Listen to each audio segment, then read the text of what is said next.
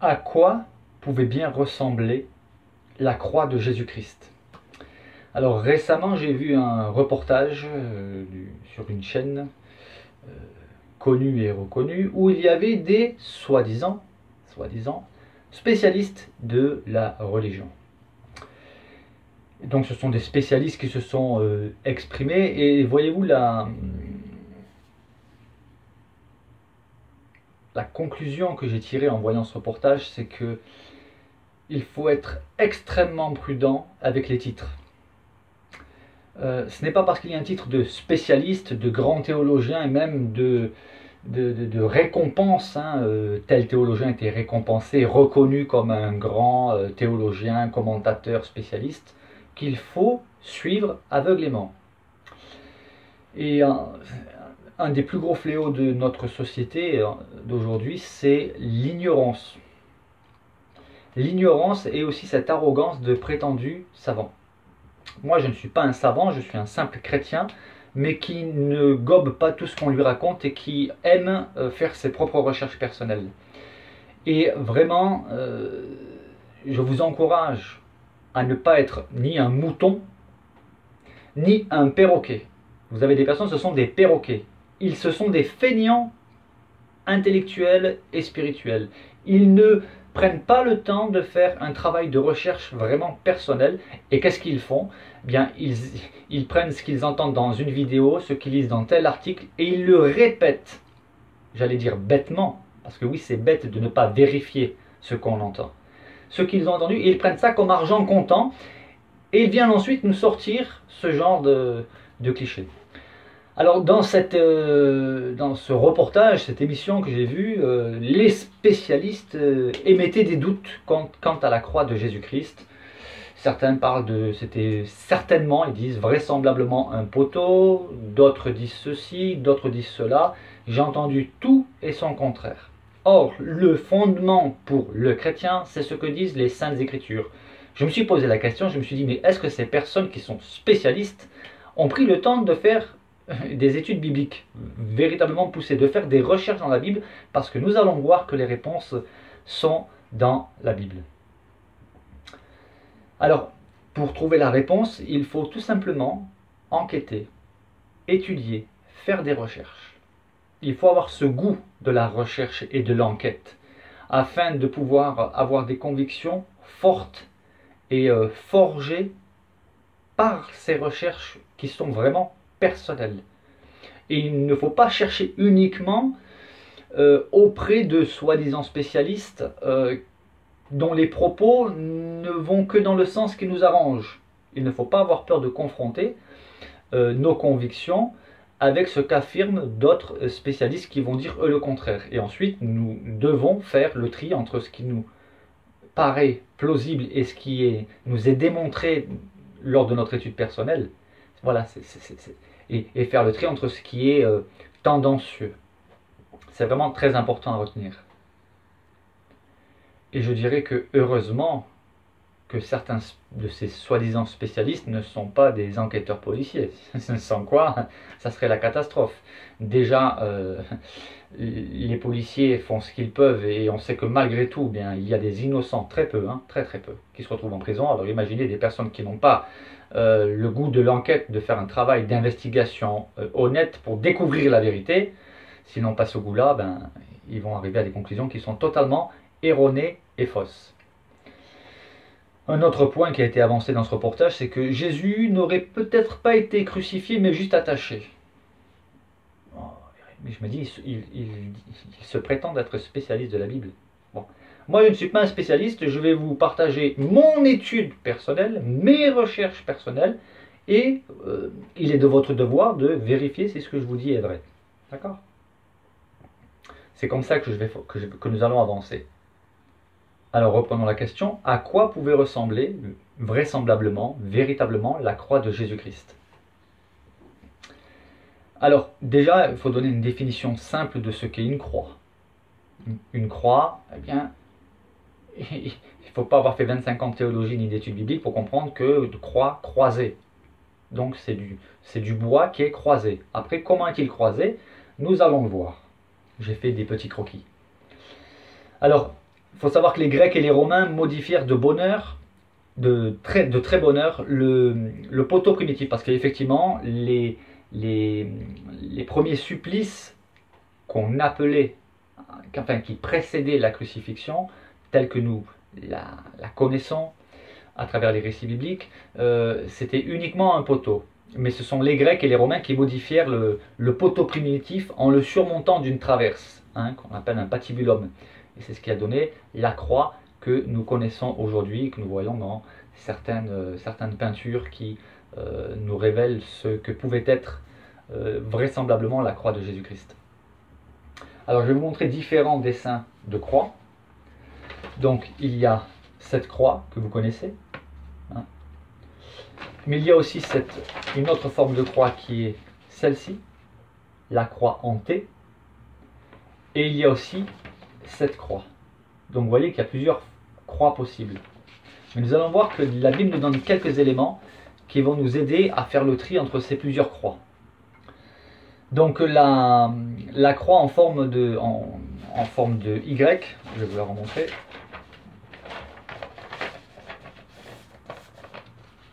Voilà, celle-ci.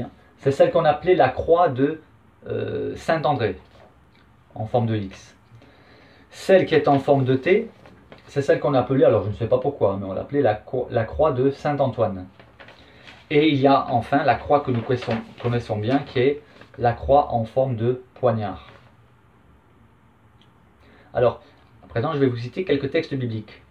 Dans Matthieu, chapitre 27, les versets 39 et 40. Les passants l'injuriaient. Ils injuriaient qui? Ils injuriaient Jésus. Et secouaient la tête en disant: Toi qui détruis le temple et qui le rebâtis en 3 jours, sauve-toi toi-même. Si tu es le Fils de Dieu, descends de la croix.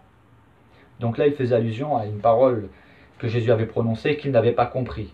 Détruisez ce temple et en 3 jours je le rebâtirai. Il parlait du temple de son corps. Et à ce moment-là, on voit la méchanceté, la cruelle méchanceté, l'indicible méchanceté des passants qui l'injuriaient.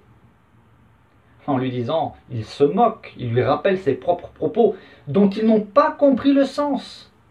Ils n'ont pas saisi de quoi Jésus parlait. Et ils lui disent, toi qui détruis le temple et qui le rebâtis en 3 jours, sauve-toi toi-même. Si tu es le Fils de Dieu, descends de la croix.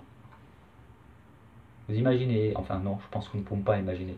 Mais allons plus loin, les versets 41 et 42. Les principaux sacrificateurs avec les scribes et les anciens se moquaient aussi de lui et disaient, il a sauvé les autres, il ne peut se sauver lui-même. Quelle méchanceté! S'il est roi d'Israël, qu'il descende de la croix, et nous croirons en lui.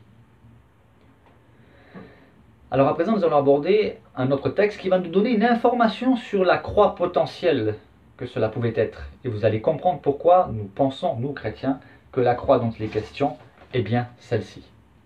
Il suffit tout simplement d'utiliser une méthode qu'utilisent les policiers, c'est la méthode de déduction. Des informations nous sont données et on va déduire pour arriver à des conclusions. Je vous invite dans l'évangile de Jean, chapitre 19, les versets 17 à 22. Jésus portant sa croix, donc déjà là, rien que là, une information nous est donnée que Jésus portait la croix. Arriva au lieu du crâne, même si alors, parce que j'anticipe, certains disent oui, mais dans un autre texte, il dit que Simon de Cyrène apportait la croix. Oui, Jésus apportait sa croix durant une partie du trajet, et à un moment donné, Simon de Cyrène apportait la croix durant l'autre partie du trajet. Voilà pour la petite parenthèse. Je reprends. Jésus portant sa croix arriva au lieu du crâne qui se nomme en hébreu Golgotha. C'est là qu'il fut crucifié, et 2 autres avec lui. Nous savons que ce sont les 2 brigands. Un de chaque côté, et Jésus au milieu d'eux. Pilate fit une inscription. Là, nous avons une information importante. Pilate fit une inscription qu'il plaça où? Où Pilate a-t-il placé cette inscription? Sur la croix. Oui, mais alors sur la croix, d'accord, mais on va reprendre les dessins.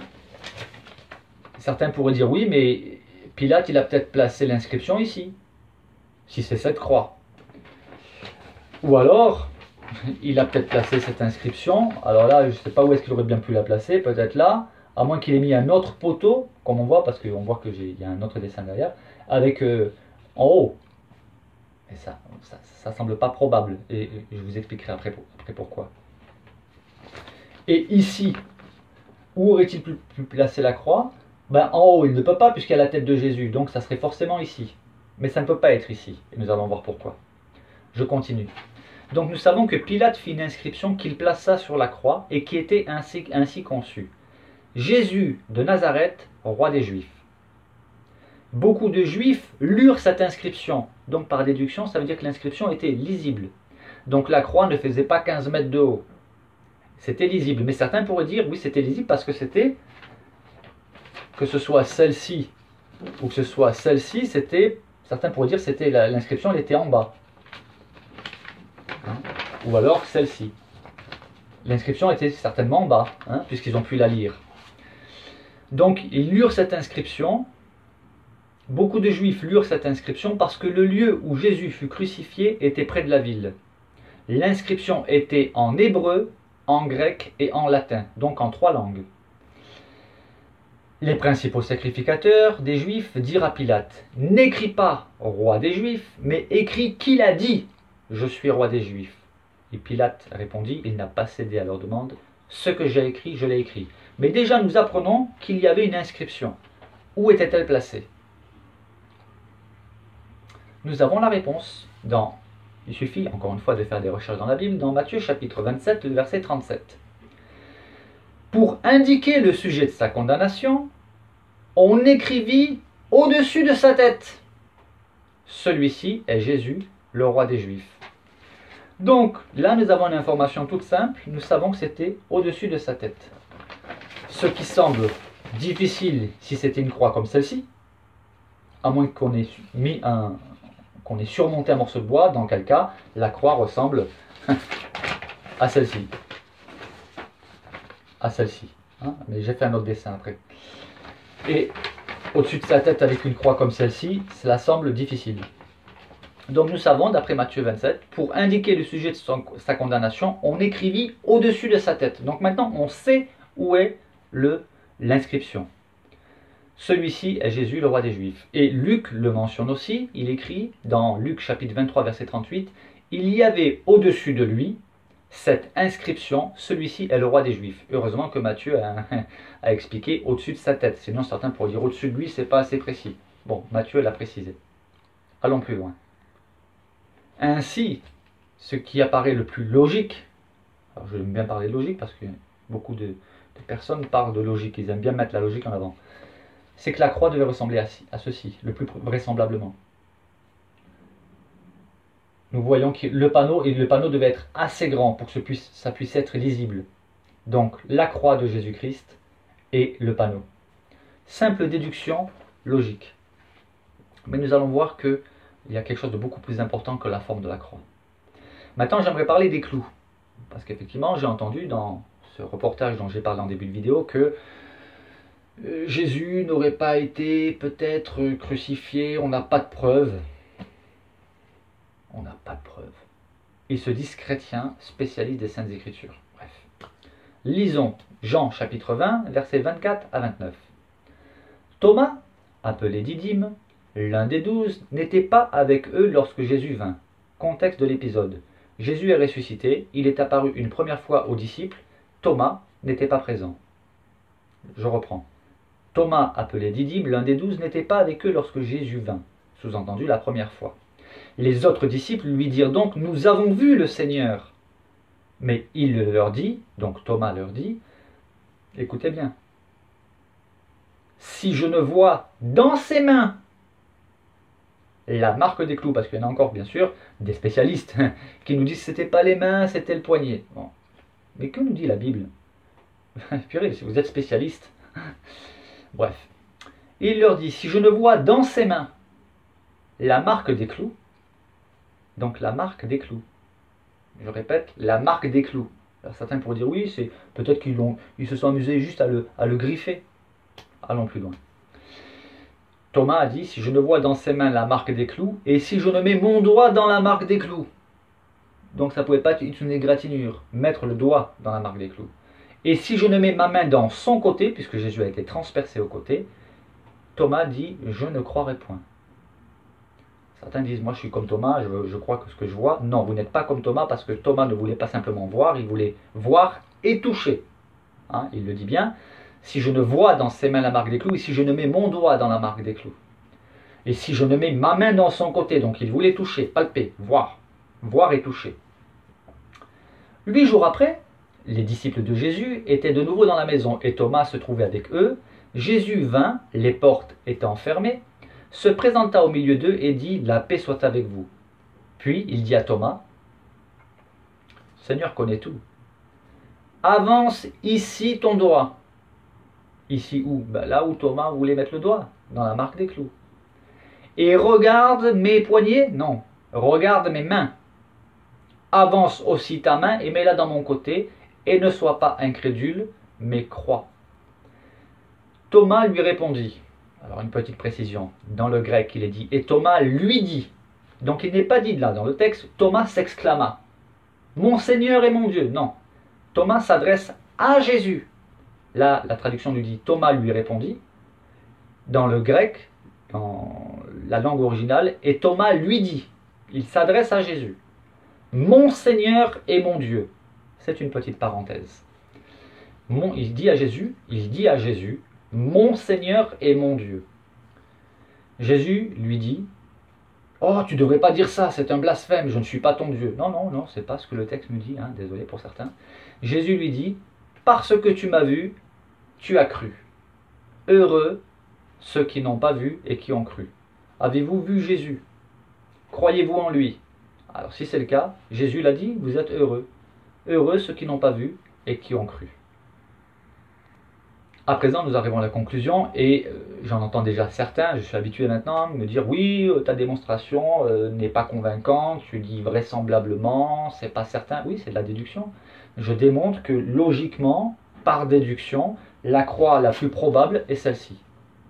Mais ce n'est pas ça qui est le plus important, parce que quand bien même la croix serait celle-ci ou celle-ci, peu importe la croix, Jésus a été crucifié. Le message de la croix, c'est que Jésus a souffert pour nous. Il a supporté l'insupportable pour nous. Pour vous. D'ailleurs, j'ai une petite question. Et ça, je suis convaincu que parmi ceux qui sont parents, seriez prêts à vous laisser tuer pour sauver la vie d'un membre de votre famille? Je pense que beaucoup pourraient répondre oui. Seriez-vous prêts à mourir en sacrifice à la place d'eux pour quelqu'un que vous connaissez? Là, c'est déjà moins évident. Allons plus loin.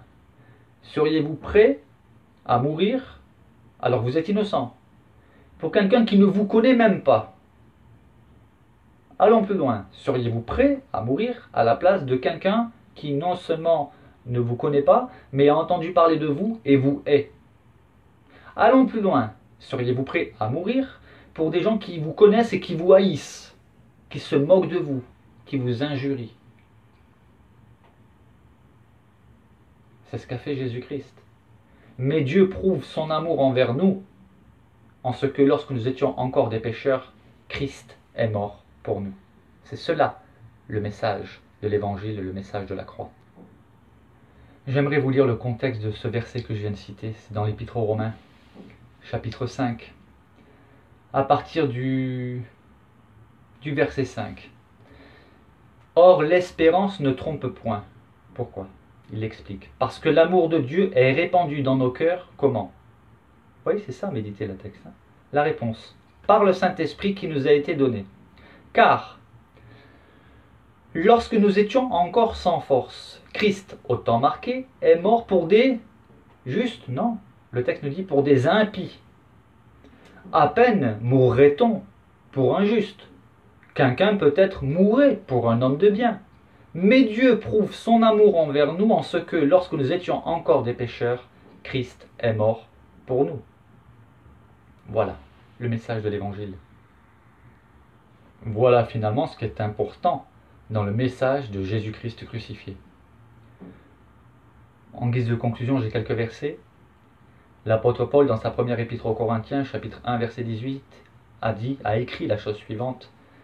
Car, écoutez bien, c'est très important, car la prédication de la croix, ça veut dire prêcher que Jésus-Christ est mort pour nos péchés, car la prédication de la croix est une folie. Mais c'est une folie pour qui? C'est une folie pour ceux qui périssent.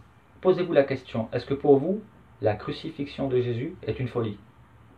Alors dans ce cas, vous faites partie de ceux qui périssent.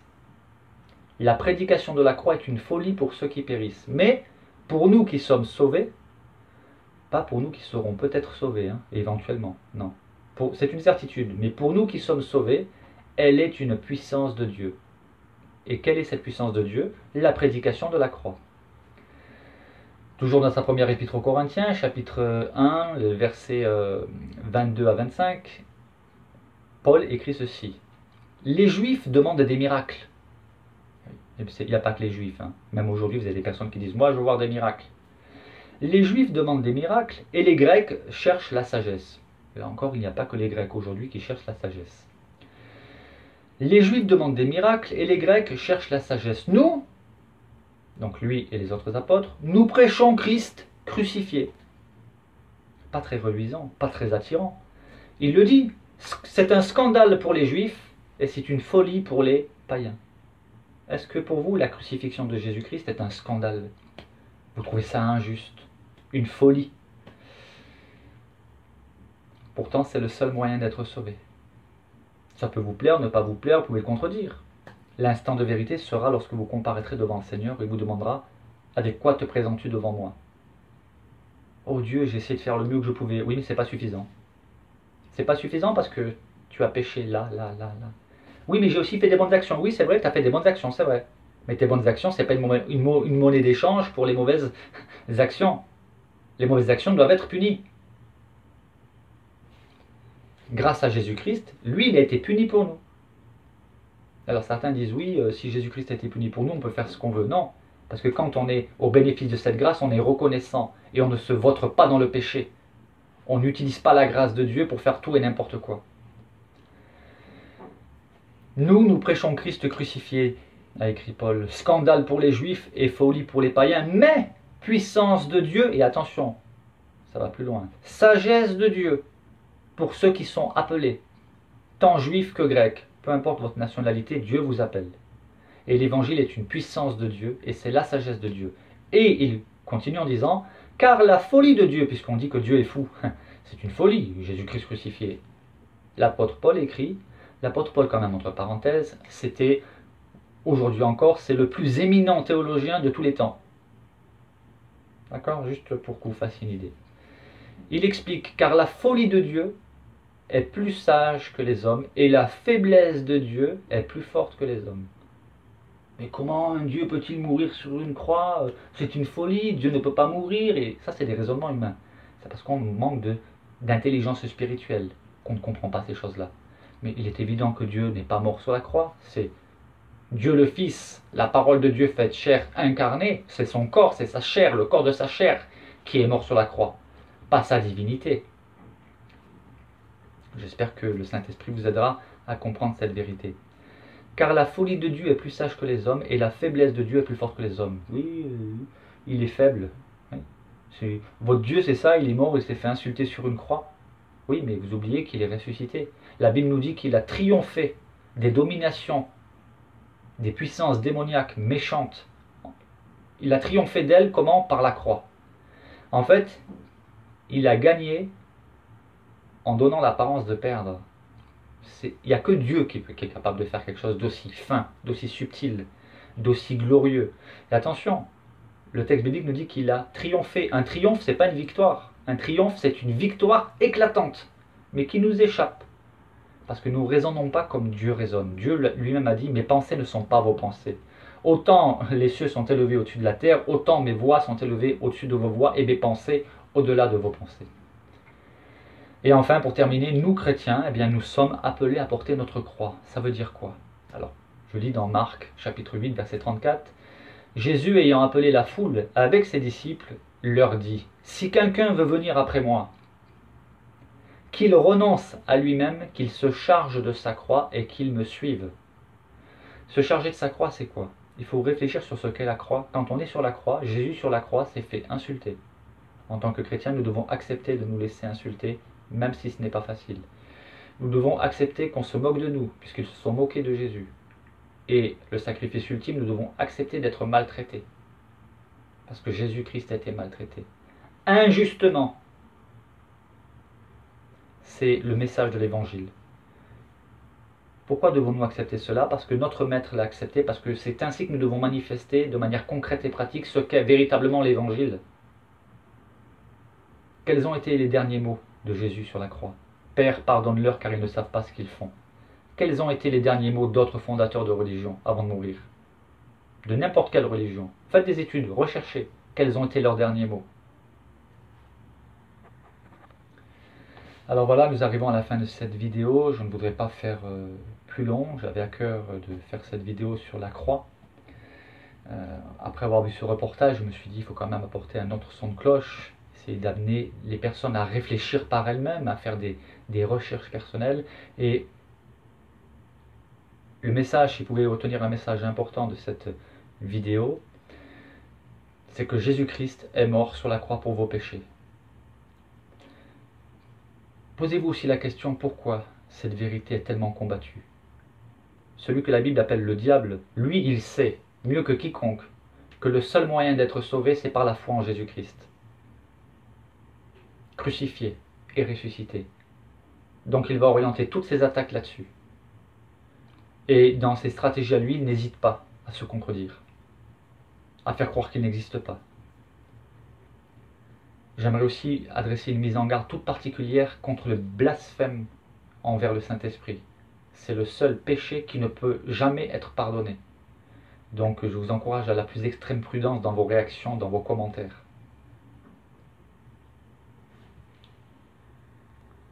Voilà, je vous ai livré le fruit de mon étude personnelle, de ma réflexion personnelle. Et je vous encourage à faire vos propres recherches personnelles, à vérifier ce que je vous ai partagé en faisant vos propres recherches, en regardant dans les références bibliques que je vous ai communiquées, mais je vous encourage à avoir vraiment ce souci de vérité, ce souci de l'amour de la vérité. Que Dieu vous bénisse et au plaisir.